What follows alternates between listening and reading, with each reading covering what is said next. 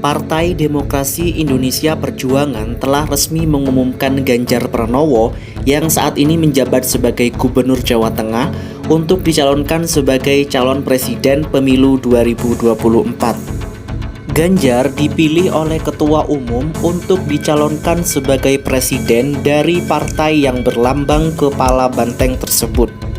Penunjukan Ganjar sebagai calon presiden dari PDIP cukup mengejutkan banyak orang. Mengingat kabar yang banyak senter dibicarakan bahwa PDIP akan mencalonkan Puan Maharani, putri dari Ketua Umum Megawati. Seperti yang telah dilakukan upaya sebelumnya, yakni bertebarannya baliho-baliho dari Puan Maharani di berbagai daerah. Nama Ganjar memang selalu menempati urutan teratas dalam berbagai survei terkait dengan calon presiden tahun 2024. Penunjukan Ganjar sebagai calon presiden dari PDIP bukanlah secara tiba-tiba. Ganjar merupakan kader murni PDIP yang sudah menerima tempaan dalam dunia politik, yang dimulainya dari anggota DPR hingga menjadi gubernur selama 2 periode. Pada tanggal 21 April tahun 2023, Ganjar Pranowo resmi dicalonkan sebagai calon presiden RI oleh Ketua Umum PDIP Ibu Megawati Soekarnoputri di Istana Batu Tulis. Acara tersebut dihadiri oleh Presiden ke-7 Republik Indonesia Joko Widodo, Ketua DPR RI ke-19 Puan Maharani, Sekjen PDIP Hasto Kristianto, dan beserta kader PDIP lainnya. Pengalaman sebagai kepala daerah ini menjadi bekal sangat penting dalam menghadapi beragam ujian dan tantangan dalam melayani masyarakat dari berbagai latar belakang.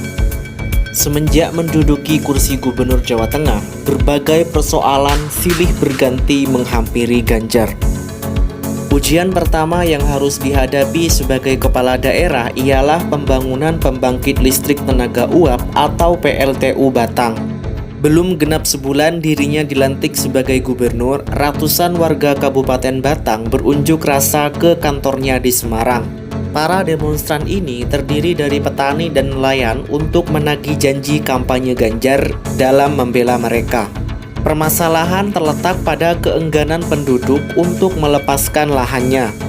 Pasalnya, lahan lokasi proyek merupakan areal persawahan produktif dan warga merasa khawatir mereka akan kehilangan mata pencariannya dari satu-satunya.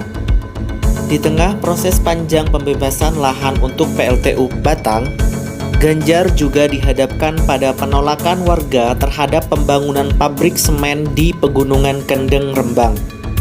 Protes warga telah disampaikan langsung kepada Ganjar sejak Mei tahun 2014. Warga merasa khawatir pembangunan pabrik semen dan aktivitas pertambangan dapat merusak ekosistem pegunungan dan berdampak pada penghidupan masyarakat setempat. Drama penolakan pabrik semen semakin bertambah panjang ketika warga akhirnya memenangi putusan peninjauan kembali kepada MA terhadap gugatan Gubernur Jawa Tengah dan PT Semen Indonesia. Bukannya menindaklanjuti putusan MA untuk membatalkan izin, Ganjar malah menerbitkan keputusan baru terkait dengan izin lingkungan pendirian pabrik semen. Selain menghadapi penolakan dari sejumlah proyek pembangunan, Ganjar juga harus dihadapkan pada kasus dugaan korupsi KTP elektronik. Pada Maret 2017, Ganjar dituduh menerima uang 500.000 US dollar dalam kasus itu. Ia dengan tegas membantah tuduhan tersebut, meski begitu tuduhan ini ditindaklanjuti oleh KPK dengan memintai keterangan Ganjar pada Juli 2017.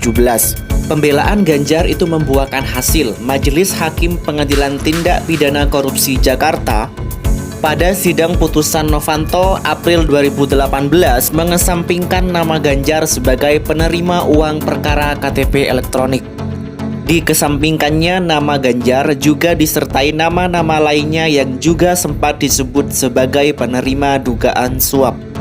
Penolakan warga lokal di Kabupaten Batang dan Pegunungan Kendeng menunjukkan masih adanya tantangan kepemimpinan Ganjar dalam mengakomodasi kepentingan wong cilik.